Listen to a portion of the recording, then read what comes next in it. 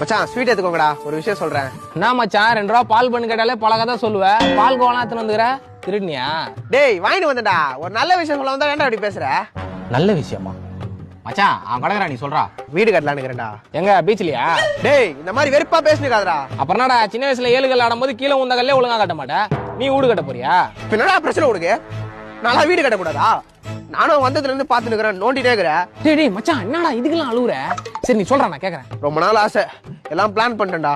ஒரு 3 BHK வீடு, ஃப்ரண்ட்ல ஒரு கார் பார்க்கிங்கு, பின்னாடி ஒரு கார்டனு. என்னடா சொட குடைக்கிற? டேய் சும்மா தான்டா வச்சேன். உனக்கு ஒண்ணு நான் முதல்ல நான் தானே வந்து நிப்பேன். சூனியம் பழிச்சிச்சா இல்லையான்னு பார்க்க வேணா வந்து நிப்பான். என்னடா சொல்ற?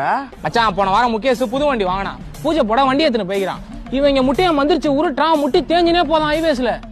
யமகாதகன் 2 முட்டையா சேர்த்து உருட்டிருந்தா செத்துருப்பான் போல. என்னடா அவன் பூஜை போடுறதுக்குள்ள நீ பெரிய பூஜா போட்டுக்கிற? முந்திங்கன மச்சான், இல்லனா முன்னேறிடுவானுங்க. சி